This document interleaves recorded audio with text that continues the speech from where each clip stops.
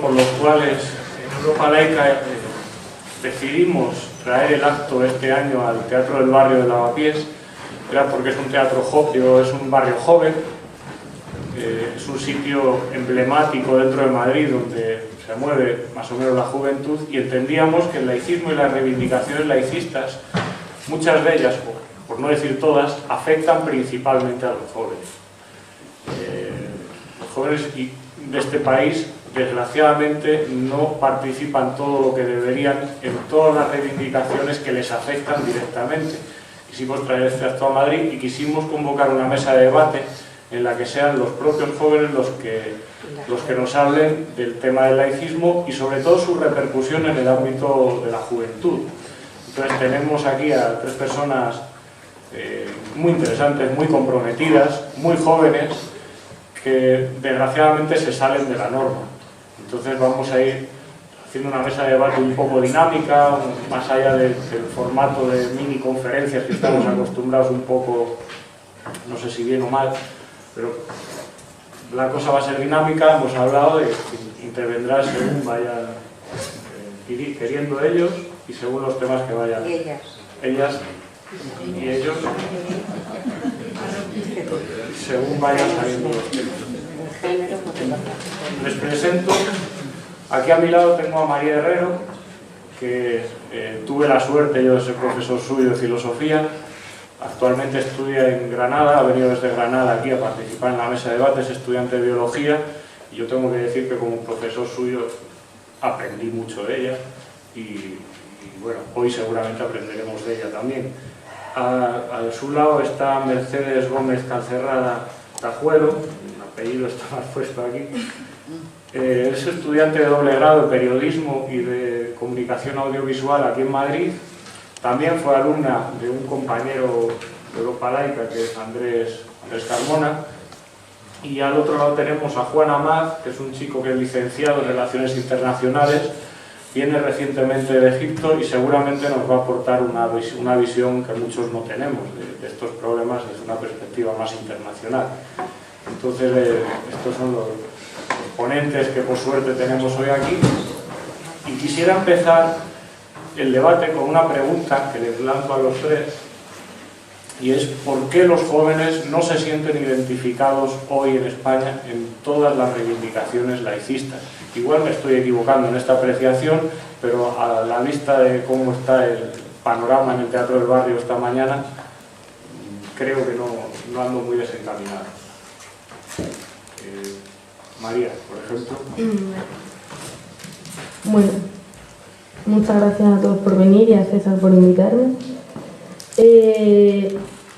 Yo creo que la pregunta que lanza César entronca bastante con todo lo que ha comentado Cristina Fallarás y en general todo el que se plantea, digamos, la estructura del Estado español y los poderes que lo configuran. No ha habido un debate serio porque ha sido consensuado dentro de los poderes que estamos hablando, tanto el régimen del 78 como lo que ha configurado la transición. No ha habido un debate serio sobre cómo es España a todos los niveles, ¿no? Entonces, nosotros hemos mamado, véase Cuéntame cómo pasó, que nos puede gustar, pero es un adoctrinamiento muy bonito sobre la modélica transición y sobre lo progresista que puede ser España, cuando en realidad estamos viendo que la estructura de España es casposa, no, lo siguiente, y que estamos en un régimen neofranquista porque perpetúa los mismos de antes, ¿no? Pero dentro de que no ha habido un análisis de eso, tampoco ha habido un análisis de por qué el laicismo no es un movimiento importante, y es porque nos creemos que estamos en un Estado que ha olvidado a la Iglesia Católica y que no es confesional. De hecho, ahora os contará mi compañera que hizo una mini encuesta entre su círculo, en el que los jóvenes, mis coetáneos, piensan que somos un país laico, o que no saben tampoco la terminología exacta, el peso que tiene confesional, aconfesional y laico, ¿no? Entonces yo creo que el laicismo es algo olvidado, pero es algo olvidado en mi generación, unido a que no sabemos cómo se estructuran en nuestro propio país, ¿no? Si tendríamos que empezar a plantearnos por qué España es así y por qué no es una casualidad las cosas que están pasando, sino que derivan de todo este pacto de Estado que hubo en aquella época, ¿no? Entonces yo creo que deberíamos reivindicar el laicismo, primero porque nos compete directamente, después hablaremos supongo de la educación, de la reforma educativa. Yo viví LOE y LONCE y bueno, eso. Bueno.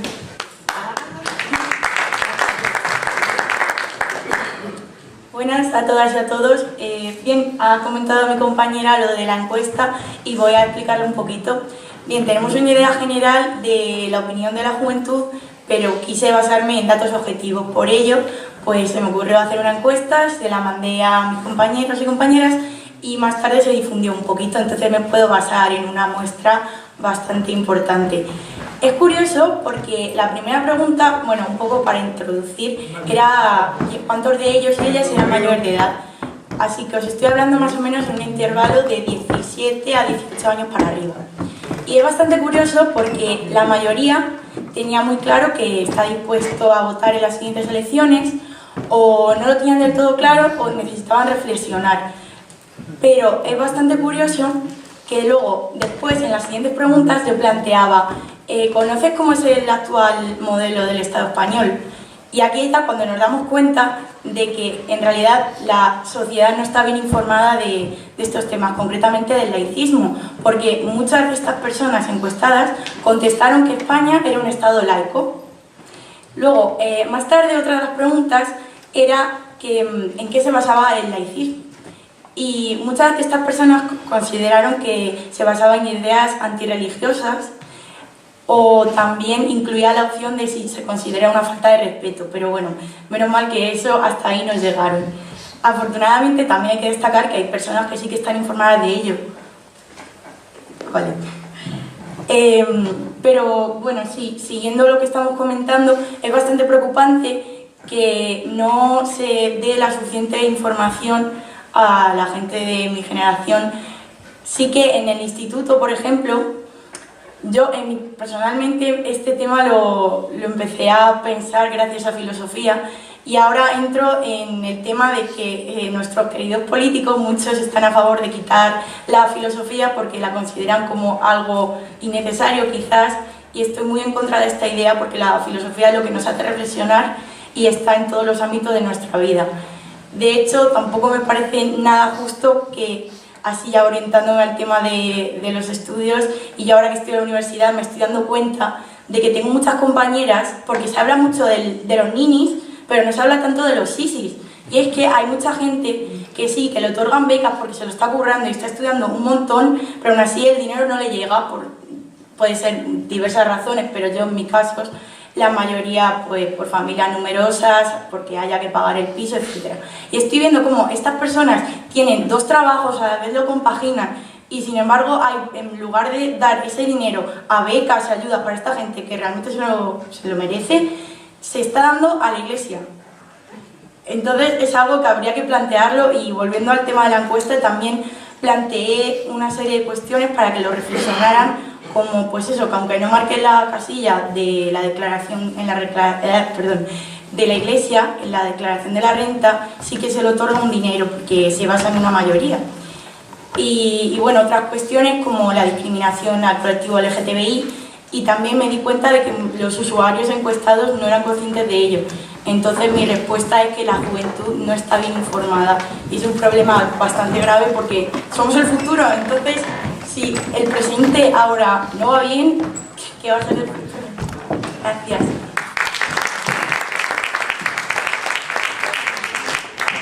¿Cómo ves este problema, viniendo desde Egipto y viendo cómo funciona la juventud en Egipto y comparándolo con España? Bueno, en primer lugar, gracias por aceptar mi participación aquí. En mi opinión, el problema es que los jóvenes hemos nacido, en el caso de España, pues con todas las libertades que no han gozado nuestros padres o nuestros abuelos, entonces no somos conscientes de la problemática que supone el perder todo eso. Entonces es posible que las generaciones como por ejemplo mi madre o mi abuela sí que estén más concienciadas con estos temas y acudan más a este tipo de actos, precisamente porque son conscientes del contexto de falta de libertades y lo que todo eso acarrea. En cambio nosotros, como hemos nacido con todas esas libertades, pues todavía no lo vemos tan claro.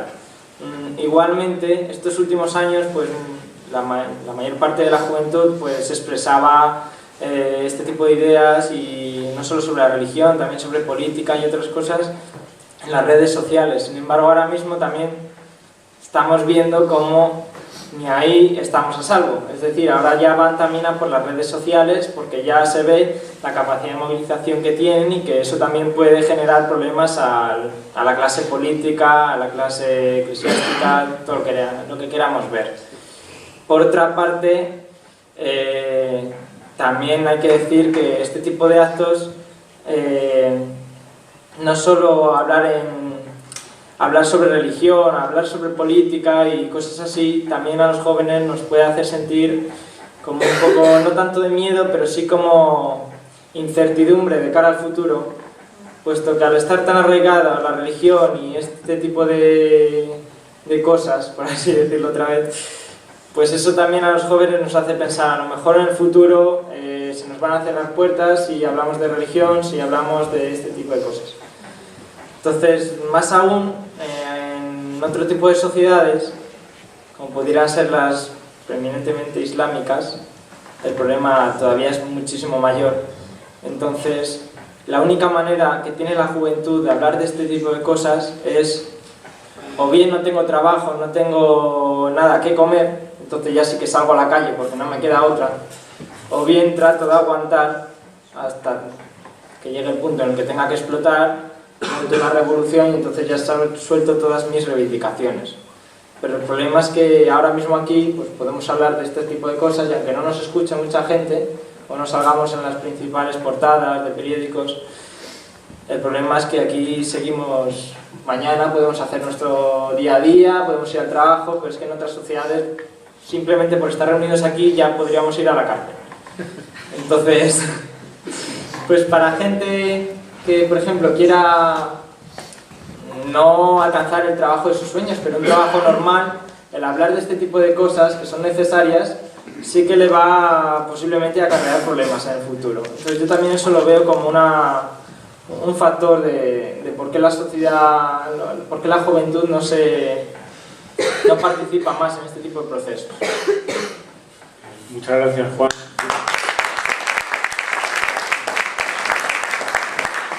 Has adelantado algo que yo quería deciros, y es que estas tres personas que tenemos aquí, siendo muy jóvenes, se van a tener que enfrentar dentro de muy poco a la dura prueba de buscar un trabajo en el mundo laboral, y están siendo auténticos temerarios y temerarias porque están reivindicando unas cosas que van a ser colgadas en internet, que pueden mirar mucha gente, y desgraciadamente por estar presentes en esta mesa se les van a cerrar muchas puertas del ámbito laboral.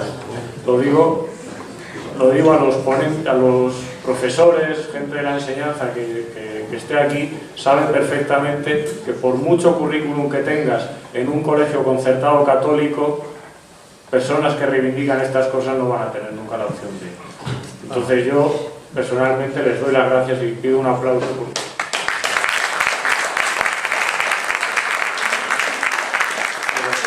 Quiero seguir con una pregunta en el ámbito del derecho laboral. ¿Cómo es posible que la juventud no se dé cuenta de que el laicismo reivindica la igualdad? Es decir, reivindica el hecho de que las creencias particulares no influyan en el ámbito público y concretamente en el ámbito laboral. ¿Y por qué los jóvenes no se alzan contra esta discriminación? ¿No? El hecho de que podáis en algún momento públicamente decir algo que os pueda cerrar las puertas en el ámbito laboral. Bueno, pues yo el ejemplo más claro, enlazándolo con lo que comentaba antes de la encuesta, ¿por qué decidí hacer esta encuesta? Que la envié vía WhatsApp. Pues muy sencillo, porque yo, hablando de mi grupo de amigos y amigas, es un grupo muy diverso donde hay diferentes opiniones. Y claro, cuando nos reunimos, ya sea en un bar o cualquier sitio cotidiano, ¿qué ocurre? Se comienza a hablar del tema muy educadamente, al principio bien, pero a medida que va avanzando la tarde ya empieza ahí a haber un poquito de malos rollos, porque que si tú, que si yo, ya se va por las ramas el tema. Entonces, ¿qué ocurre? Pues que cada persona tiene ahí un background, tiene unas ideas, unos prejuicios de su familia, de su entorno. Entonces, si ponemos en común nuestras ideas, muchas veces nos arriesgamos pues a ser excluidos, ya que aquí entran factores como pues la presión social. La presión social, que en comunicación mediática lo conocemos como la espiral del silencio, lo que ocurre es que cuando hay una mayoría que tiene una opinión determinada, por ejemplo, pues personas que sean más conservadoras, si hay una minoría que tenga ideas diferentes, aunque sean un poquito diferentes, muchas veces por ese miedo a me van a dejar de lado, voy a hacer que se enfaden, voy a caerles mal, pues las personas tienden a guardar silencio. Entonces, pues también esto es un factor que influye mucho a la hora de expresarnos y que condiciona a aquellos jóvenes que en realidad apoyan ideas laicistas, igual que ocurre con el feminismo. Lo que pasa habitualmente es que se tratan como temas tabú, porque al decir la palabra feminismo, por ejemplo, que es una causa que yo apoyo y que todo el mundo debería apoyar, ya es como que te miran raro y te dicen, uy, tú eres de las que... y como que de las que... Dilo y hablamos tranquilamente, pero no, ya te toman como alguien que falta respeto, que vaya tontería. Entonces, yo creo que eso, ligado a la presión del grupo, ligado a ideas familiares y un poco miedos e inseguridades, eso es lo que hace que a los jóvenes les cueste bastante unirse a causas reivindicativas como esta. Gracias.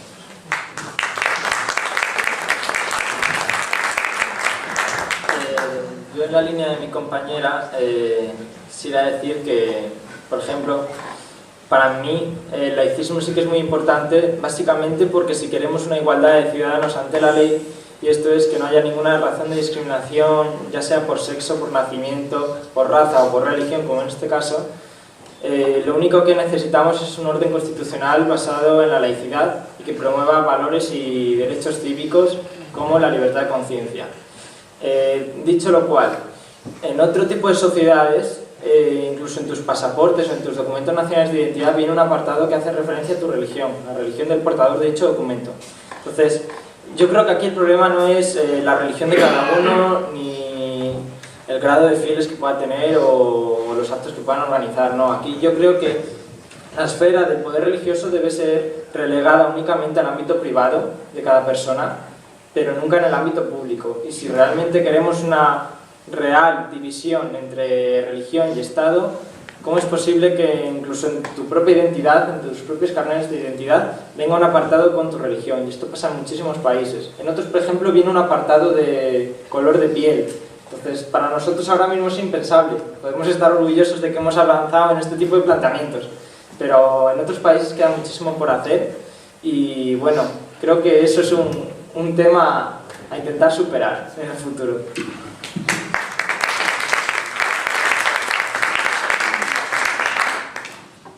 Bueno, se me vienen muchas cosas a la cabeza, pero en lo que quiero focalizar un poco es que el laicismo no es importante porque sea una reivindicación democrática, republicana en el sentido de la apuesta de los bienes comunes, sino que es una pata, digamos, que entronca las demás reivindicaciones en el sentido de que la idea radical de una separación de los poderes del Estado y la Iglesia significa que la moral privada no se entrometa en la moral pública.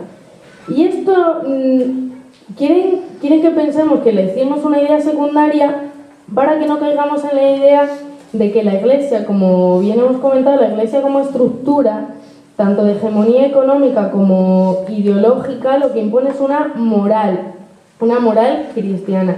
Y esa moral dicta unas normas, unos dogmas que están en todos los espectros de la sociedad, es decir, la moral católica, cristiana, cualquier moral religiosa impone una norma sobre cómo tiene que estructurarse la familia, las relaciones sexuales, las estructuras sociales de cualquier índole.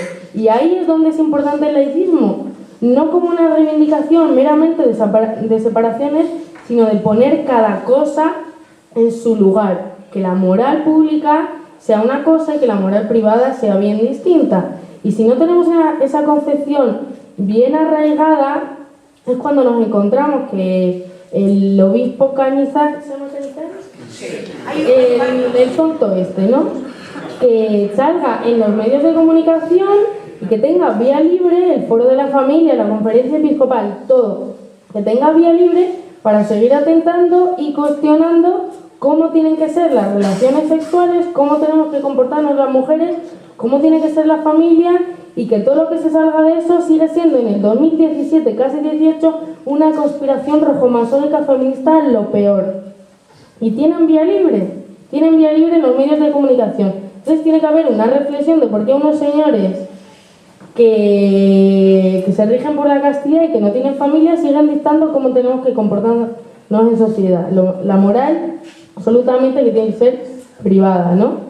Y luego ya, si te parece en el debate, el tema de la educación es muy importante porque no hay tampoco una concepción del poder real de la Iglesia en las reformas educativas.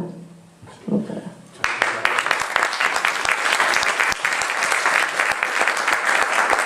Ya que has sacado el tema, vamos a seguir por ahí. Actualmente el presidente Antonio Gómez Movellán también lo ha dicho al principio. Actualmente, en este mes, ha habido una propuesta de ley que ha sido aceptada en el Parlamento contra la discriminación del colectivo LGTBI. Inmediatamente, como esa ley socava directamente los principios machistas de la Iglesia Católica, la Conferencia Episcopal Española ha salido a la palestra, los medios de comunicación, diciendo que es una propuesta de ley inquisitorial de la Iglesia Católica, y invita, los titulares, invita a todos los grupos políticos a impedir que esa propuesta de ley salga para adelante, ¿no? Es posible que los jóvenes no entiendan que el laicismo también es luchar por los derechos civiles y por la igualdad en el ámbito de la libertad sexual, entre otras libertades. Es posible que los jóvenes todavía no entiendan eso.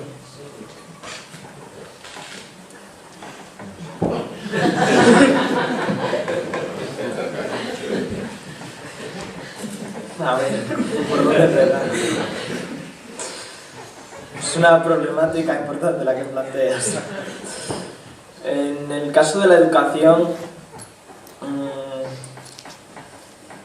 pues sí, indudablemente en todos los colegios públicos se sigue dando religión, y eso ya de por sí viola un derecho recogido en la Constitución, que es el artículo 16.3, que dice que ninguna religión va a ser beneficiada o va a ser la oficial del Estado, y por tanto todas están al mismo nivel, y vemos que no. Entonces, ya para empezar por ahí, estamos violando una norma recogida en la Carta Magna. Por otra parte, es lo que comentaba Antonio al principio, no solo es que ya sea en la educación pública, sino es que también en la privada van fondos públicos, ya no solo en la concertada, en la privada también. Entonces, al final, nuestros impuestos no se están destinando enteramente a becas o cosas que puedan beneficiar a todo el mundo en función de la renta o de las posibilidades que puedan tener las familias de esos estudiantes, sino que ya se dan en función de la conciencia que tenga una parte de la sociedad. Es decir, si yo, por ejemplo, voy a un colegio concertado o un colegio privado, pues a lo mejor, como el Estado da más fondos públicos a ese tipo de instituciones, yo voy a beneficiarme de una mejor educación. Entonces voy a tener mejores profesores, voy a tener mejores instalaciones y voy a poder aprender más de cara al futuro laboral.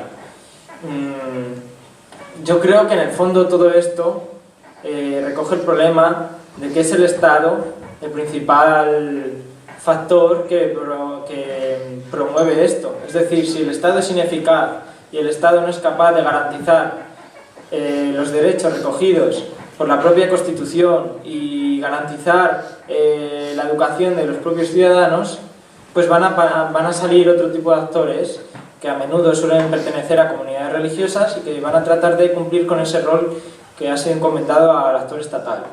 Entonces, si el actor estatal es percibido como ineficaz, instituciones como la Iglesia pues van a meter su mano ahí y entonces van a tratar de promover esa educación que le corresponde al Estado. Entonces, de esa manera acabas creando toda una sociedad cuyos estudiantes acaban también promoviendo los valores de la Iglesia, los valores cristianos, y no los valores laicos, que es lo que debería promoverse en cualquier tipo de escuela. Luego, aparte, también si vas a una universidad, que por ejemplo la mía es la Complutense, ya está muy de moda últimamente porque había una capilla en el propio campus de Somosaguas. Pues ahí, por ejemplo, dices, ¿cómo es posible que haya una institución religiosa, ya no solo que se dé religión, sino que encima haya una capilla, una iglesia dentro? Entonces, esto en otros países es muy normal. Yo, por ejemplo, he ido a países musulmanes y tienes mezquitas, incluso si te vas a hacer el DNI tienes una mezquita dentro. O si te vas a la universidad, al hospital, a todos sitios. Pero aquí, que a menudo solemos enarbolar la bandera de la modernidad, pues veniros a mi campus y vais a ver la capilla. Eso sí, no hay nadie dentro nunca, pero está. Disculpa, pero en los países centroeuropeos también hay capillas, en las facultades. Depende de cuáles. Si te vas, por ejemplo, a Polonia, pues sí. Bueno, pues ese podríamos decir que no es muy europeo. Depende. Por ejemplo, en Francia, pues yo me refiero Francia creo que está prohibida por ley. Yo me refiero a los más potentes económica y socialmente y más civilizados. En Alemania, según tengo entendido, en Alemania es una ínfima parte. La mayor parte de escuelas y instituciones públicas no tienen ningún tipo de templo religioso.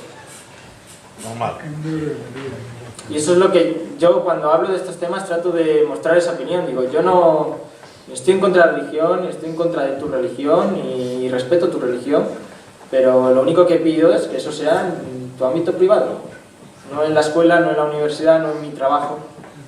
Eso es lo único yo que intento pedir. Con toda tu Mi única demanda. legitimidad.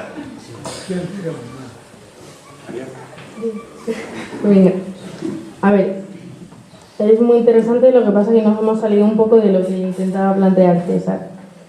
El problema no es solo que el Estado sea criptoconfesional, que lo seguirá siendo si no removemos sus cimientos, sino que, aunque no sea confesional institucionalmente o aunque lo fuere, el problema es la adopción de los valores cristianos por parte de las personas que están en el poder, ¿no? Y Falange Española, el Partido Popular, pues es un partido declarado cristiano, ¿no? Entonces, que se declare cristiano ya no hace falta que apoye unas reivindicaciones, que esté en el orgullo porque es guay, sino que siendo cristiano, todas las medidas que va a adoptar van a seguir teniendo esa moral y esa ética, ¿no? Entonces, dentro de lo que son las reivindicaciones del colectivo LGTBI, lo que pasa es que las reivindicaciones a nivel social pueden ser muy potentes, pero luego cuando se enfrentan a las discriminaciones reales, los poderes del Estado, tanto judiciales como de la administración, siguen perpetuando esos valores impuestos por la moral cristiana. Y la moral cristiana, aparte de que es una doctrina absolutamente patriarcal, machista, binaria, normativa, se impone a su vez a la administración, porque la administración no ha cambiado para nada la manera de concebir las nuevas reivindicaciones sociales y de identidad sexual, porque precisamente no hay una deconstrucción correcta de lo que es la sexualidad, que nos viene impuesta tanto a hombres como a mujeres, mucho más a mujeres, sino que no hay un planteamiento realmente de las identidades sexuales. Entonces, eso se traslada a todo lo demás, ¿no? Un ejemplo es que hace poco, personas transexuales que no puedan ejercer sus derechos en el DNI, por ejemplo, que hay muchos problemas burocráticos cuando te quieres cambiar de nombre. No sé, es un ejemplo. Lo que quiero decir es que las reivindicaciones de las demás orientaciones e identidades sexuales tienen que ponerse sobre la mesa, porque realmente hay una más o menos aceptación, por ejemplo, de la homosexualidad, pero en otros temas, de otras cosas que transgreden incluso más eso, seguimos bañados con la ideología cristiana, ¿no? Entonces creo que más allá de las reivindicaciones sociales tenemos que actuar y tenemos que dar donde duele.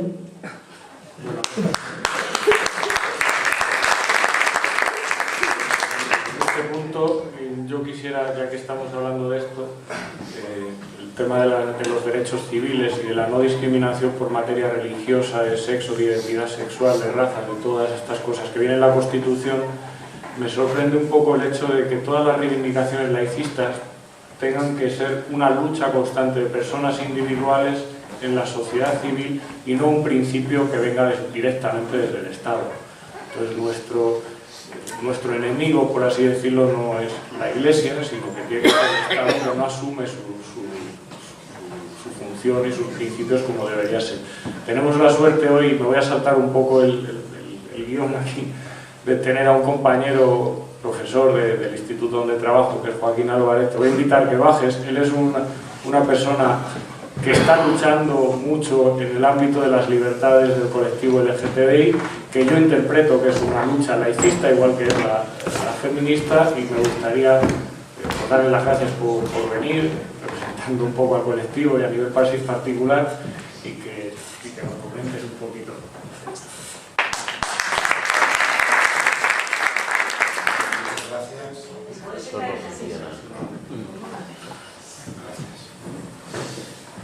Bueno, pues muchas gracias por haberme invitado, César. Yo espero que lo que os vaya a decir, pues... ¿Perdón? Sí, yo espero que lo que os vaya a decir, pues, provoque una actitud positiva. Yo soy muy partidario de sumar, siempre sumar, reconociendo efectivamente que todos tenemos déficits, que tenemos situaciones personales que a veces nos impiden ser nosotros mismos. Si hay algún valor que define la educación, yo pienso fundamentalmente que es esa capacidad para transformarnos. Entonces, yo creo que se hace necesario que todos los que tenemos la responsabilidad de educar, hagamos primero un ejercicio de introspección personal para analizar los prejuicios, la educación que hemos recibido y que de algún modo gravita también sobre cada una de nuestras actuaciones, de tal manera que seguimos también perpetuando las desigualdades, muchas veces con lo que decimos, pero en demasiadas ocasiones con lo que silenciamos. Y efectivamente, como aquí se ha señalado, si hay un grupo que es especialmente vulnerable en el ámbito educativo, se lo constituye el 10% del alumnado que vive en el más absoluto silencio, que no se siente respetado por razones obvias, por una confesión religiosa que en nuestro país goza, como se ha dicho, como conocemos, de absoluto privilegio, pero lo que me parece también verdaderamente dramático es que personas que se significan desde los valores que encarna la izquierda plural, pues muchas veces también yo creo que afectados por esa especie de secuestro emocional que genera el heterosexismo, pues hace que no se trabaje adecuadamente este tipo de temas en los entornos escolares. Y me parece especialmente grave porque digo que es el 10% del alumnado, por tanto, si en el instituto, de César y en el mío propio, tenemos a unos 1000 alumnos, tenemos que pensar que hay como unos 100 alumnos que son no heterosexuales, ¿vale? Y que crecen sin el amparo, sin el apoyo, en un hito tan importante en la construcción de la personalidad como es la adolescencia, reproduciendo miedos y situaciones que van a generar en el futuro conflictos personales que requerirán el apoyo de profesionales de la enseñanza, de la psicología, de la psiquiatría. Entonces yo quería señalaros que hay un aspecto que es especialmente dramático, y es el índice de suicidios que se producen todavía en nuestro país por esta cuestión. Es decir, se estima que el índice de suicidios en adolescentes LGBT es 3 veces superior que en adolescentes heterosexuales. Por tanto, el no trabajar estas cuestiones nos convierte en testigos cómplices de la discriminación. Lo fácil es mirar hacia otro lado, lo fácil es creer que lo que no se ve no existe, pero existe y está generando un gran sufrimiento, como me sucedió a mí, y yo tampoco quiero extenderme mucho, no quiero acusar, pero durante 5 años, en la época del franquismo, en un instituto de Asturias, de Oviedo, pues sufrí acoso escolar sistemático, me puse en una situación ciertamente límite. Afortunadamente pude salir de lo que entonces concebía como una clara tradición de condena. Yo ahora mi compromiso de vida, y aquí sí que me gustaría pues, poder encontrar aliados y aliadas en esta cuestión, es luchar por la dignidad de estos adolescentes que están en el armario más absoluto, por las familias homoparentales que supongo que no se sentirán muy cómodas cada vez que tienen que inscribir a sus hijos, a sus hijas en el instituto y se encuentran con el tema de padre o madre, ¿no? Algo tan sencillo como que los profesores pudiéramos reivindicar, ¿no?, la importancia del cuidado y el respeto a las minorías de todo tipo, pero también las que tienen que ver con la orientación sexual e identidad de género, pues no se hace. Entonces yo creo que es importante sumar, precisamente para buscar aliados, porque muchas veces, cuando César, por ejemplo, hoy ha planteado este tema, pues nos hemos ido un poquito, a lo mejor en el discurso, si me lo permites, compañero, porque muchas veces, sin darnos cuenta, estamos también afectados por el contagio del estigma que supone defender el tema de la homosexualidad y la transexualidad. Y yo creo que si tenéis, si me lo permitís, un proyecto de futuro, vosotros jóvenes, es que tenéis que construir una sociedad mucho más justa, mucho más libre, mucho más tolerante, que acepte como los valores de la diversidad como una riqueza en sí misma. Y por supuesto, lo que no podéis reproducir es el modelo de una sociedad como la que hemos construido los mayores, que desde luego lo que nos significa es que somos ciertamente intolerantes, somos personas que estamos a medio de construir. Yo quiero para vosotros, desde luego, una sociedad mejor y desde luego que seáis mucho más felices de lo que hemos podido ser los jóvenes de mi generación. Muchas gracias.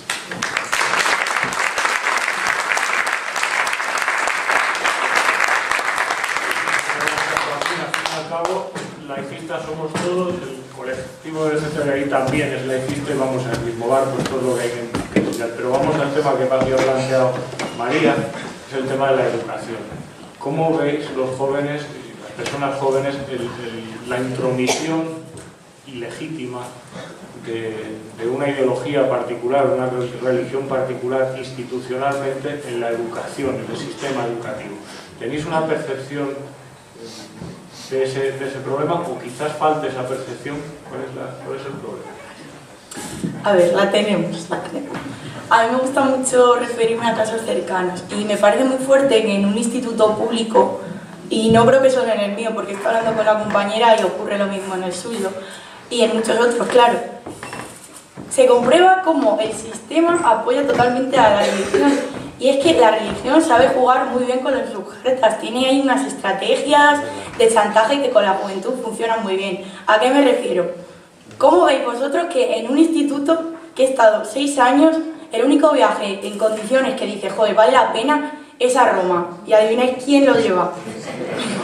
La religión, exacto. ¿Y quién puede ir a ese viaje? ¿Quién se apunta a religión? Pues yo, 6 años en ese instituto y aún no había salido de España. Te está condicionando la gente que va a religión tan feliz, a los demás chinchando con, yo me voy a Roma, tú no.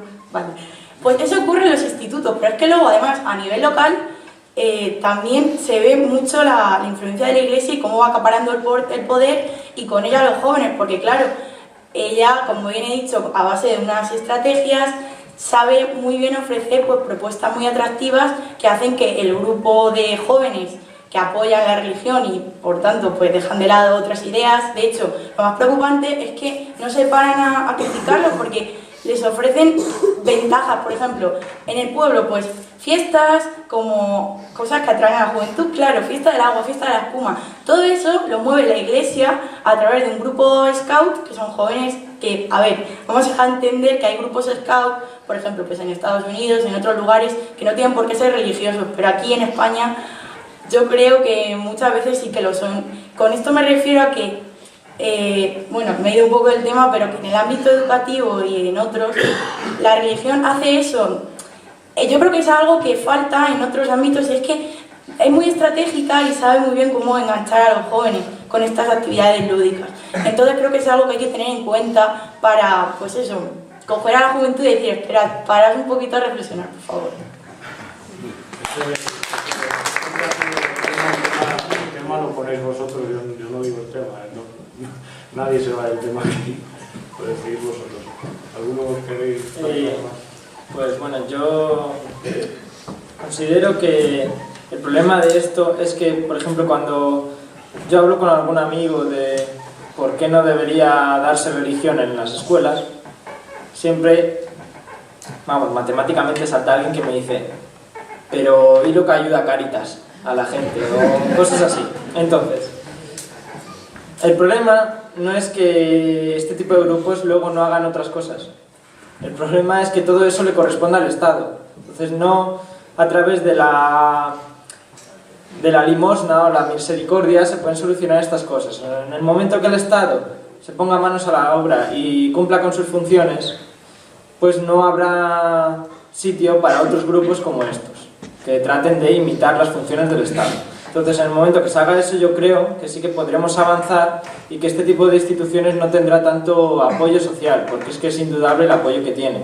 Es lo que decía mi compañera, yo cuando voy al pueblo, después de las fiestas, luego todo el mundo va a misa. Entonces, siempre está todo relacionado. Los jóvenes no van, pero los padres van, los abuelos van, y entonces tú ya en tu mentalidad tienes visto, pues eso, que cuando ya seas mayor y tus hijos estén de fiesta, pues tú ya después de eso irás a la misa y tendrás que, por ejemplo, pujar por llevar el palo de la Virgen y cosas así. Entonces el problema de fondo es que mientras el Estado no actúe, otros grupos van a intentar imitarle, y entonces la sociedad puede abrazar a esos grupos y a cambio esos grupos pues te meten en la cabeza pues sus ideas. Entonces el problema es eso, yo creo.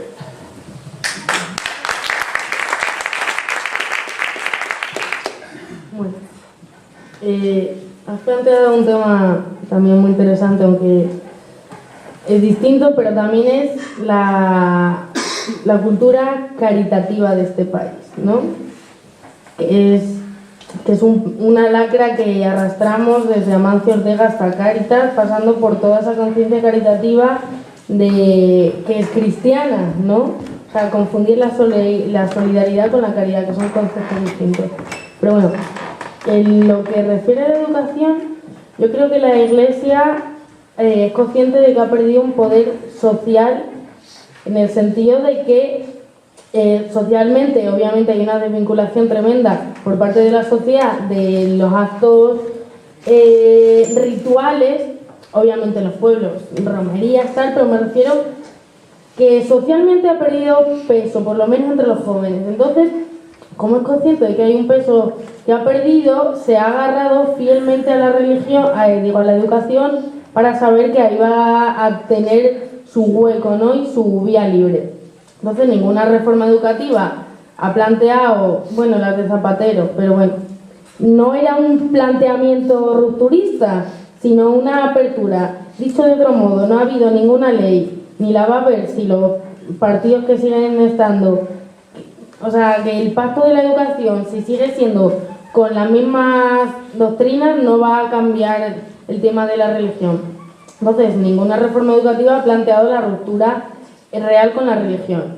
Y ahí entra, obviamente, la manipulación de las asignaturas de religión con planteamientos atractivos como excursiones. La gente se apuntaba a la asignatura por las excursiones, pero más allá de todo eso, lo que atenta realmente con que la religión esté en las escuelas es que relativiza los demás saberes y pone a la filosofía y a la religión en la misma balanza, y César lo sabe bien, ¿no? No es lo mismo dar filosofía que religión, y hay que tenerlo claro, porque en filosofía se puede dar una concepción de lo que han sido la historia de las religiones, no de una manera sacral, pero sí obviamente el papel de las religiones en el pensamiento filosófico y de otra manera, ¿no? Pero al seguir estando en la escuela se relativiza lo demás, ¿no? Y aunque no sea una catequesis, porque obviamente también han cambiado sus fórmulas y no pueden dar la religión en las aulas como si fuese una catequesis, pero sí sigue siendo un espacio para que planteen sus nociones del bien y del mal, o del aborto, o de cualquier otro pensamiento, y que luego haya otras asignaturas en las que realmente te están diciendo todo lo contrario, voy a hacer biología, de lo que yo estudio, por ejemplo, y que siga habiendo un conflicto porque realmente se permite que la religión tenga el mismo altavoz que tienen las otras asignaturas, ¿no? Y luego ya en el plano también enlazándolo con lo que hemos dicho del conflicto laboral, no hay una concepción real de que los profesores de religión en las aulas están escogidos a dedo. Es decir, si yo mañana quiero ser profesora en un instituto, voy a estar absolutamente discriminada en cuanto a mi proceso de oposiciones y de adquisición de mi puesto de trabajo en relación a la profesora de religión. O sea que creo que hay un buen rollismo importante con los profesores de religión y no se trata de atacarlos, pero se trata de hacerles ver que su posición no es por méritos ni nada de eso, sino que, ¿sabes?, que es bastante brutal que sean puestos funcionarios, profesores que estén asignados por el obispado. Es decir, no hay tampoco una concepción real de que los profesores de religión están elegidos a dedo, ¿no? Entonces yo creo que la religión sigue teniendo un altavoz y lo peor es que lo tiene en la pública, pero sigue habiendo, obviamente, y cada vez más, colegios privados y concertados. Yo creo que muchos de los que estamos aquí dentro de las reivindicaciones laicistas pensamos que debería de haber una escuela única, en algún sentido, ¿no? Porque tampoco lo que puede ser es que tengamos una escuela totalmente laica y democrática en la pública, después tengamos a la otra mitad del alumnado que venga de privados y concertados, que luego se ensamblen tanto al mercado laboral como a los otros estratos de la sociedad, ¿no? Porque ya tienen la otra educación. O sea, yo creo que también debería de haber un planteamiento, no solo luchar por la laicidad en la pública, sino por una sola educación, ¿no? Porque yo tengo amigas que, bueno, una amiga mía que estudia en la Universidad Pontificia de Salamanca. Le he cañado toda la vida con eso, pero bueno, ya no le doy tanto el coñazo. Ella tenía religión en primero y en segundo, porque y ella estudia psicología. Vale, entonces la formación de un psicólogo en la Ponti es dar 2 años de religión. Ahí lo dejo, ¿vale?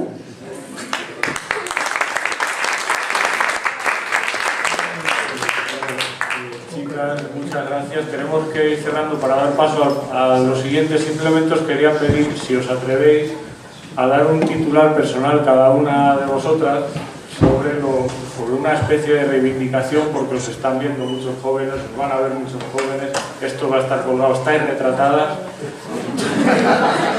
Entonces, os doy la oportunidad de cada uno de vosotros, pues si queréis decir un último titular. Juan. Pues mi titular sería estás equivocado ni eres ofensivo si dices que la religión debe ser relegada únicamente al ámbito privado.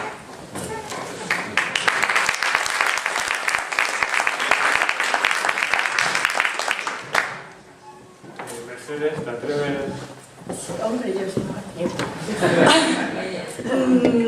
yo diría también un poco como consejo que hay que atreverse a salir de la zona de confort, incluso obligarse, aunque cueste y lleve riesgos, porque hay que luchar por nuestro futuro y aunque haya obstáculos, hay que hacerlo sí o sí.